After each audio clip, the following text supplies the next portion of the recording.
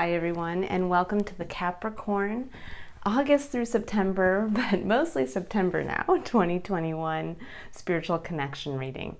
This is I Am Illuminated Tarot and Meaning-Based Spiritual Coaching Services. I am Lauren. Hi and welcome. So this is one of 3 readings I complete each month that focuses on bringing awareness to your unique internal authentic self and how that connects to your spiritual purpose as well as to others in your life, so interpersonal connection. All of my readings are meant to additionally illuminate the answer to your very own I am question. And when I talk about the I am question, I'm talking about when we want to describe ourselves to the universe, but also just to others. When we want to say I am, it's helping to answer that question. What is it that would feel emotionally fulfilling and bring you joy to be able to proudly state I am and then fill in the blank? And it doesn't have to just be one thing, it can be many things.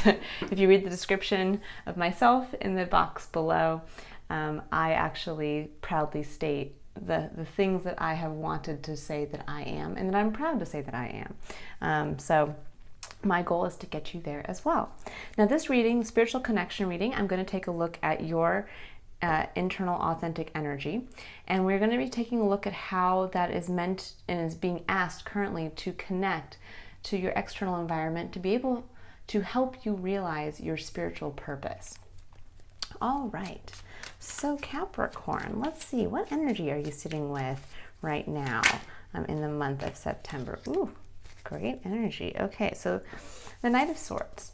Now the Knight of Swords is fast-moving energy. It is energy that focuses on communication, also quick thought. This energy can also be a little disruptive, and that this is, if you can imagine, kind of the more shadow side of this energy is the person who kind of comes in, blurts out something, whether it is, again, they could be speaking from their truth and from their perspective, but may come in a little brash. This is somebody who doesn't quite have that soft edge to them. It's somebody who's going to come in and state it like it is and possibly then run out. But the positive aspect of this energy is being ready to speak your truth, being ready to move on that, being ready to take action both mentally and I also like to say verbally, because again this is communication, but communication can take many forms. This can be writing emails, this can be writing a blog, this can be all kinds of ways nowadays that we can communicate. And so for me, what I'm picking up here is you're almost like ready to go into battle on behalf of yourself, that you're ready to go out there and show the world who you are, and you're no longer afraid to state it like it is, state who you are, because of, or being afraid because of like the backlash that you might get from others around you. That you have this more defensive armor now, so you can go in and be able to stand your ground. So it's interesting. Sometimes this can be, again, kind of a disruptive energy. For you guys, what I'm feeling is that this is more like, the knight on the horse coming into battle, where everybody's like, woohoo, finally, like, come on in, state your truth, be your strongest self. And I think you guys are really getting yourself into a place where you can embody that. So now I'm going to see what the energy of your external environment looks like, and really what you're being asked to, again, step into to be able to, what part of this is going to help you realize your spiritual purpose in your external environment. When I talk about spiritual purpose is where we get to see where our puzzle piece fits. I believe that each one of us is a unique, singular being. There will never be another one of you living at this time with your perspective. And so it's very important that you get a chance to fulfill your role with who you are meant to be. And so we have the Chariot. And the Chariot is a wonderful card. It is a card that really shows you getting your head and heart in alignment to be able to direct your chariot to, and what I like to call, your ultimate home. This is, when I talk about home, it's what would make you feel most at peace in basically making the journey to get there. I like to always think of that movie, The Gladiator, or I think it's just called Gladiator, the one with Russell Crowe, where, you know, he has this vision of his home, and unfortunately, you know, it gets burned and you know, ruined by the Romans. But there's, at the very end, when he passes away, and I'm sorry, spoiler alert for some of you guys, that's his idea of heaven, and that's where his spirit goes. It goes back to his home, and he sees his wife and his child. And there's this element there of, this is what that card kind of sums up for me. It's this idea of the home that is our every hope and wish fulfillment. And there's a part of us that we get to direct that chariot once we have our head and heart in alignment. And I think there's this quality here of starting to understand what your head wants. But now the challenge is to bring your heart into alignment with that. So the problem with this energy here is that your head could possibly run away before your heart gets to catch up with the truth you want to fearlessly express. So we'll see if that comes out in the rest of the cards here. So what I'm going to do now is I'm going to pull some additional cards to be able to take a look at what I call the void between you bringing your internal authentic self into alignment with your external environment. And not even just alignment, but into engagement. And we build this void, basically a masking layer, as we go from childhood into adulthood, and we get injured on an emotional level when we try to bring out the unique internal parts of ourselves that make us the singular individual that we are. And we end up then, each time we get hurt, we hide that part of ourselves. Instead of looking to continue to work towards bringing that into beneficial engagement, similar to how we would maybe learn how to ride a bike in the physical realm, well, in the emotional realm, instead of learning how to grow ourselves emotionally and get stronger and stronger with being able to vulnerably share intimate parts of ourselves, we instead hide that. So what that looks like is, with the example of the bike, that would be like each time we fell off the bike, if we never got back on it again, and we never learned how to ride that bike. And so we end up having these emotional parts of ourselves that kind of get almost atrophied. They don't know, we don't know how to utilize them. We don't know how to share them. And then we get more and more frustrated the older we get with why we don't feel connected to our external environment, why we don't feel that we have purpose. We don't even see where we fit. And that can be, again, because we're not actually showing ourselves for who we are, and we're not connecting the best parts of ourselves with our external environment, the parts that are meant to be expressed and shared, the parts that are meant to be of service to the greater collective experience. So let's get one last card here for you guys, and then we'll get a chance to see kind of what are the challenges, the blocks that are preventing you from really taking kind of this fearless energy of communicating who you are with this beautiful energy of getting your heart in alignment and actually being able to start the journey towards your ultimate destination. Let's see, what does Capricorn need to know about the challenges they're facing? Oh, ooh, okay, well, we have two that came out there. All right, so we're going to start with this one here, and then we'll put this one down here. All right, beautiful. Okay, man, this Nine of Pentacles has been coming up quite a bit here. All right, so we have the Princess of Pentacles, which in this deck is the Page of Pentacles. We have the Lovers, the Sun, Nine of Cups, Nine of Wands, and the Nine of Pentacles. Very interesting. Okay, so first card up here is your challenge, the Page of Pentacles. Now, the Page of Pentacles is a card of a beginner's mindset in gathering information.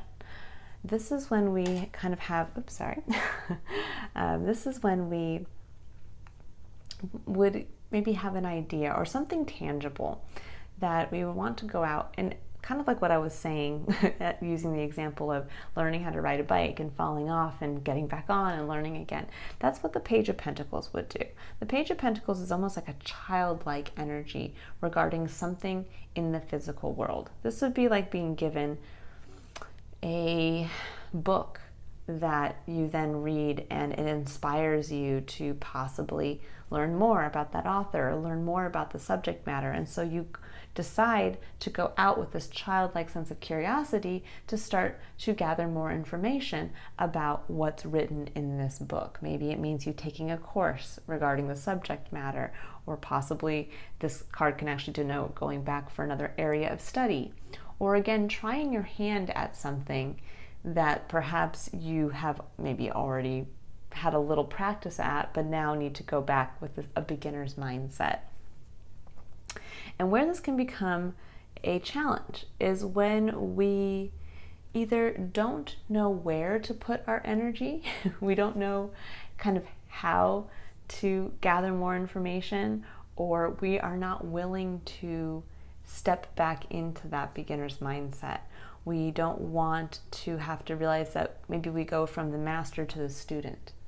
And that can be, I really feel like there's kind of like this change of life coming here for you, Capricorn, that there's this element of a big shift happening that will ultimately fulfill a major hope and dream and get you kind of lashing your horses in the right direction. But that it's going to require a humbling of yourself, that it's going to require this element of going back with a beginner's mindset to realize that you might have to maybe go back to school. You might have to go from being, again, kind of the master maybe in one field of career work to the beginner in another. Or that maybe you're picking up on an old hobby. Think about if you were a mountain climber at one point and then you stopped climbing and now you're getting back into it, that's going to look like having to rebuild your tendon strength and your muscles in specific ways. Or if you were a painter and you haven't picked up a paintbrush in 25 years, that might look like you having to, maybe throw away a few canvases or a few pieces of paper as you start to get yourself back into that habit. And it's not a bad block to have, but it can be when we don't want to humble ourselves, when we want to kind of charge in to a situation as us. And where these two energies can clash is when you want to come in and almost be that bulldozer type energy of, well, this is my truth and this is all I've experienced, and I almost don't need to go back to this point. I have so much experience doing X, Y, and Z. I shouldn't have to go back to the beginning. I shouldn't have to test out a little bit. And what you're being asked to do instead is it's fine to stand strong in your power, in your personal truth, and communicate that. But there's this element here with the Lovers and the Sun coming up. Now, the Lovers is asking you to really step into owning what you love. Now, the Lovers, this card can denote a choice being made from the heart of where you're going to go. And now that can be very difficult because oftentimes we sometimes don't know how we feel, or we allow our head to get in the way of what our heart is feeling. And that's where this energy can actually, again, steer us a little off track from getting our heart into alignment with our head, because this is almost like having one of the horses be wild and the head going off in this direction, and the heart is here saying, but no, I really want this, and you're trying to rationalize something else. It's almost like you're trying to run away from knowing what's in your heart, knowing the choice that you've already made on an emotional level. And so there is this quality of, if you can kind of humble yourself and get back into a place of emotional awareness, that you're going to step into this beautiful place of illumination, of where perhaps you need to make the change in your life currently to again, go back a little bit, humble yourself, and it's going to illuminate for you where you're completing cycles and where now you are going to basically end your journey. It's a very interesting energy here with the Nine of Cups, the Nine of Wands, and the Nine of Pentacles. All of these show a culmination because they're so the different energies in the tarot. So cups, wands, pentacles. There's also swords. They are in 10-card cycles, and so the ninth card is the final card before the 10th card, which denotes the end of a cycle. And with the Nine of Cups is that ultimate throwing up the wish on an emotional level of what you want your ultimate emotional fulfillment to be. And that would be the 10 of Cups, realizing your ultimate emotional fulfillment. The Nine of Wands is the weary warrior who has been acting from a place of passion. And the next card after that is the 10 of Wands, shouldering the burden and finally realizing that you can let the burden go and that you only need to act from your passion. You don't have to take on the world's passions. You don't have to bear the actions of others. It's the realization that you hold just your wand and you can let the other 9 wands go. And then we have the Nine of Pentacles. The Nine of Pentacles is where we feel a sense of independence on a physical, tangible world, and where the next card after that is the 10 of Pentacles. It's our ultimate realization of our legacy, of what we like our legacy to be in the tangible world.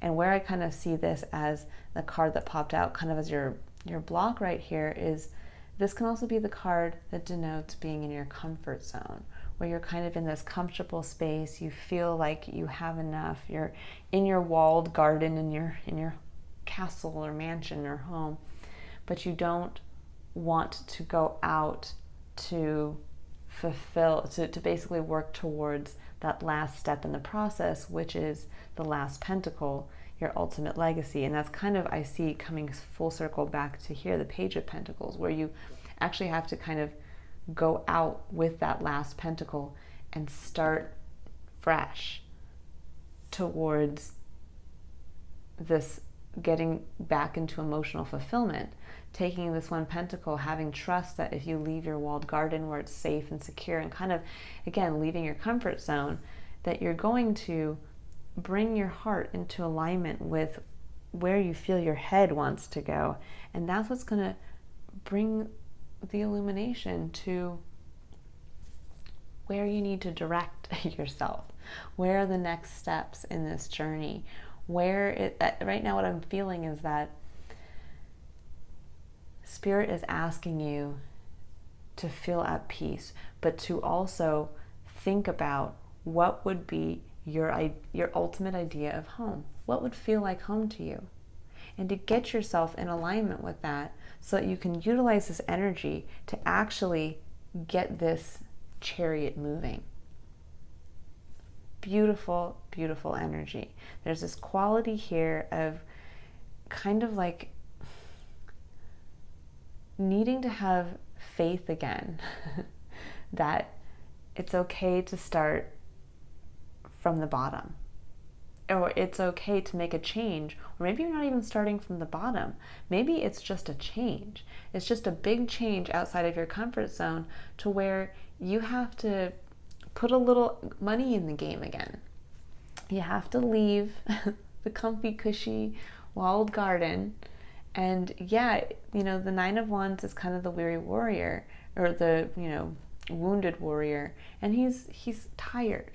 But what this is saying is that if you can just muster up enough energy to make that last push, to take that action towards this information gathering, this new investment in something, and it will help you see, it'll help you understand that you've already made this choice in your heart towards change, towards something that's going to illuminate for you yourself.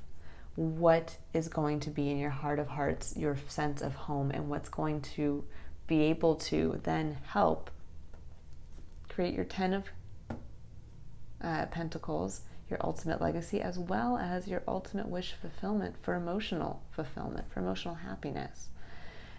Really interesting energy. Again, kind of coming full circle, having to kind of come back around, reinvest in something, reinvest in love. This can be reinvesting in a commitment and realizing again about something in yourself. You might have to humble yourself in a commitment. But there is this element here of kind of starting over, harnessing this energy, but getting your head and your heart in alignment. Because again, where you're going to start to feel your spiritual purpose is by starting to move towards what feels like home for you. And what's going to happen as you do that, it's going to unlock something within you that is going to be it's going to be part of your spiritual purpose. Okay, now I'm going to engage the Triad of Engagement, which is a coaching tool I've developed in my spiritual coaching practice, where we engage the 3 very basic principles of curiosity, courage, and contemplation. And we get a chance to see how when we work with these principles, when we keep them in mind throughout our daily activities, we can engage ourselves and bring awareness to and and also a sense of empowerment behind the actions that we choose to take to help bring out our internal authentic selves and engage those with awareness with our external environment.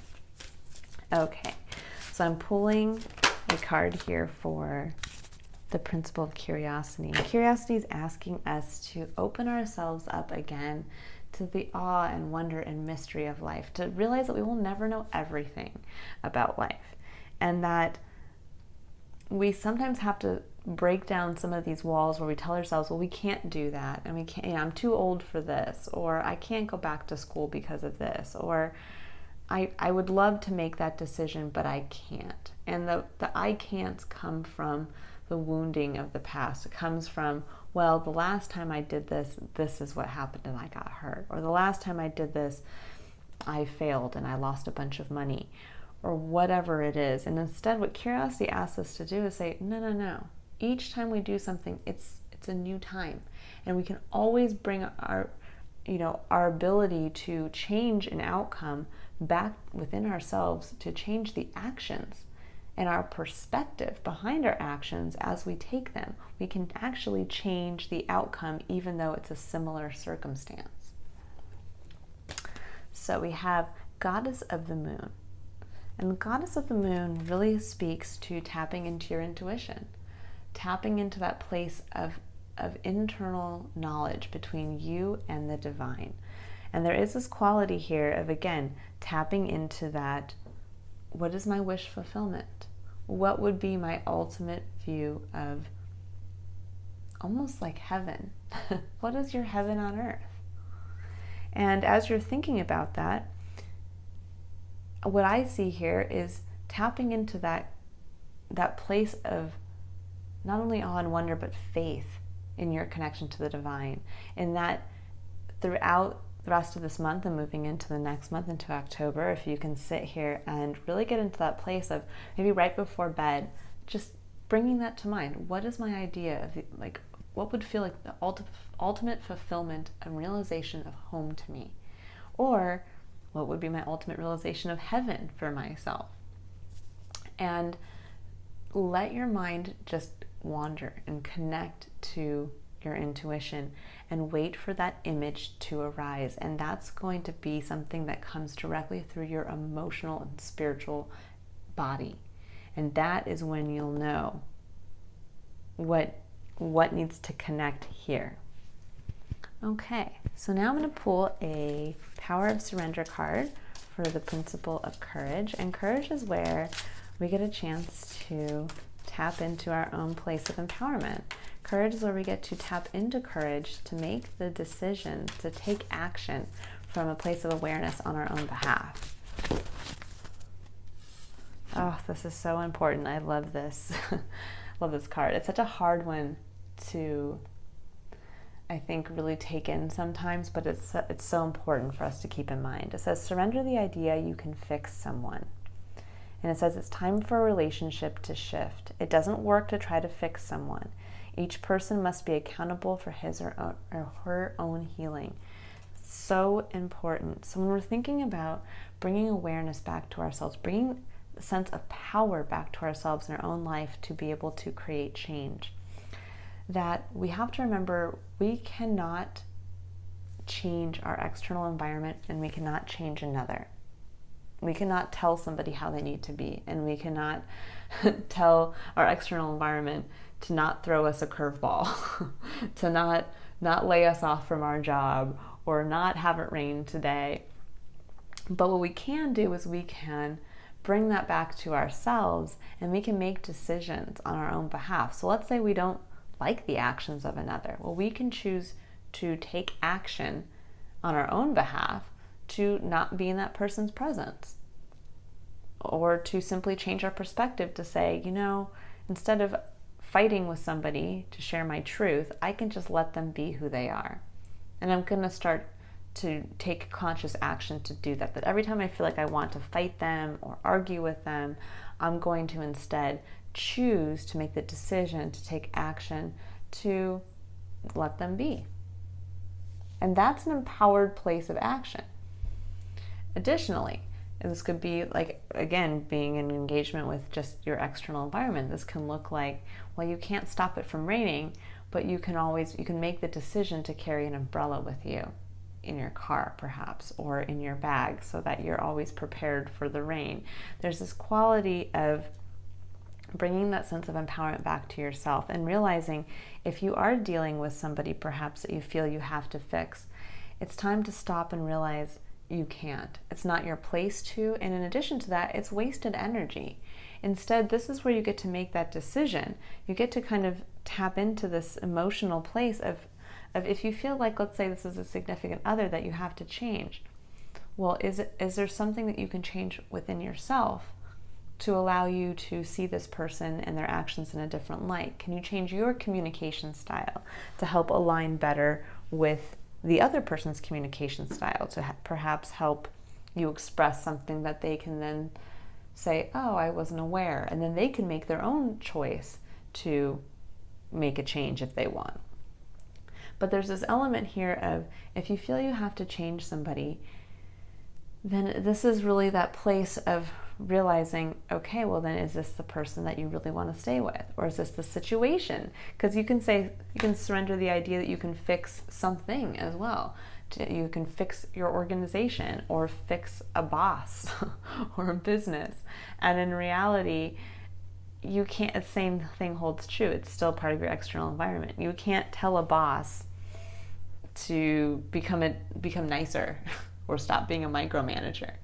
The only thing you can do is either adapt, choosing to make the decision to do that you're going to adapt to their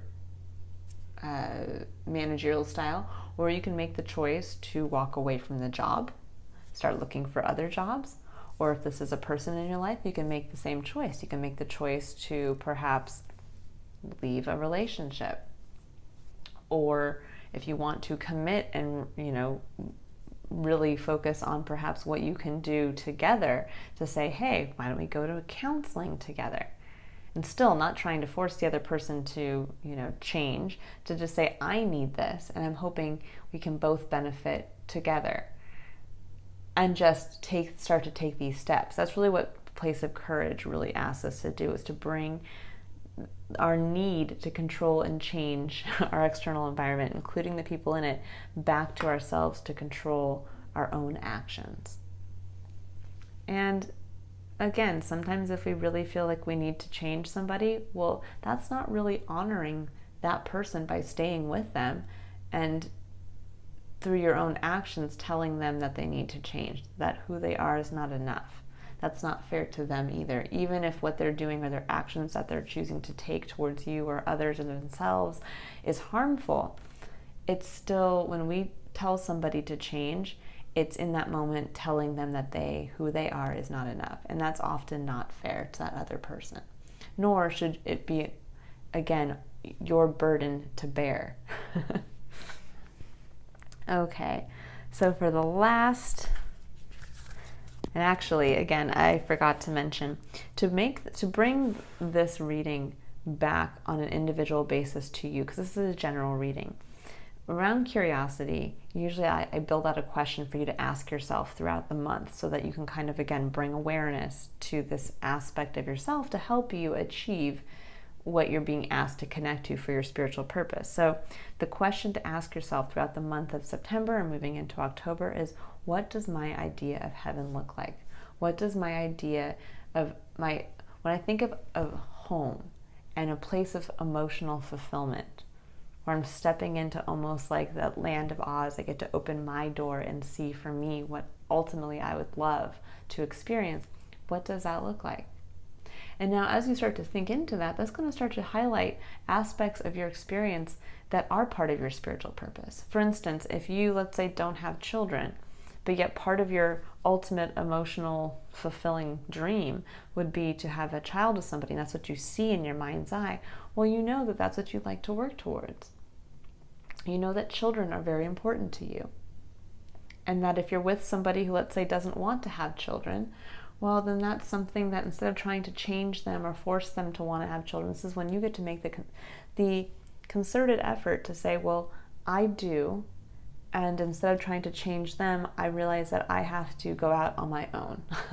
I might have to leave this person and find another person, or simply find another alternative. Maybe it's time to leave this person, but you want to adopt on your own.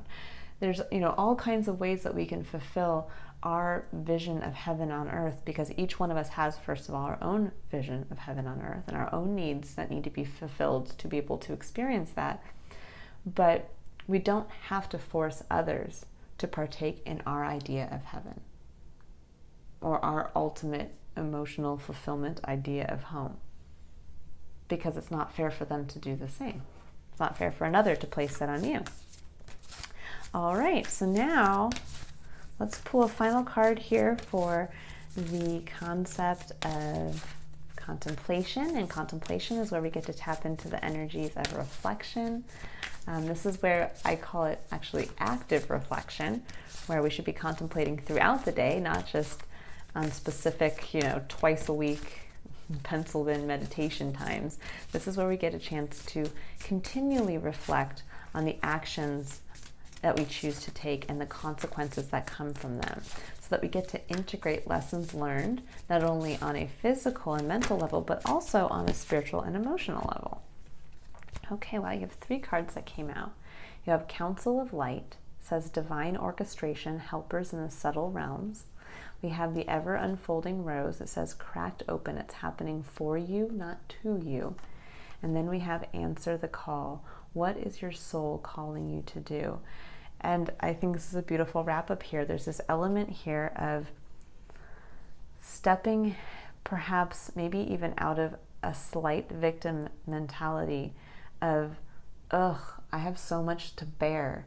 The world keeps putting more and more on me, to realize, no, the burdens that you've had to carry this far are to teach you who you are to crack you open on that emotional level, to finally get you to engage with that emotional core, to get you out of your head and into your heart so that you can start to move in the right direction. And you're being helped. I get the feeling that you guys really do have either deceased loved ones or just other spirits guiding you, helping you. And that ultimately, when it says answer the call, what is your soul calling you to do? Well, that's really what this is all about, this illumination of, as you start to think about what is your ultimate idea of heaven on earth, what would feel like home to you? And you can flesh that out in all aspects. Family, career. Again, what would you like to open that door? What would be your Wizard of Oz? What would be your journey, your yellow brick road that you get to ride your chariot down? What do you see? Who do you interact with? Who are you? Are you Dorothy? Are you the Cowardly Lion? Are you the Scarecrow? I always wanted to be the Scarecrow personally. But the more that you start to flesh that out for yourself, the more you're going to see what your soul is calling you towards. So again, going back to, if you all of a sudden realize that children are part of your ultimate realization of home and heaven, as you start to think more about that, perhaps answering that call means then moving towards working with children, moving towards having a relationship with somebody who also wants to have a child with you. It's that element of, again, tapping into the emotional, basically utilizing your emotional core, getting your head in alignment with that, and then making that decision from a place of what you love. I love children. I would love to have a child. And that ultimately, as you start to move towards that goal, that is when you're moving towards what your soul is calling you to do. And that's going to then open more doors and more doors and more doors, and not the land of Mordor from, what do you call it? What is the Lord of the Rings? But more doors that are going to then continue to lead, that you can lead your chariot down, and it's going to open another door and another door. More people who are meant to be in this journey with you are going to come in and again help you realize more and more and more of your spiritual purpose. So beautiful message for you, Capricorns. There is this element here though that's coming through very strongly that I think you're trying to perhaps convince somebody else that they need to see your vision, that they need to be on board with what you want.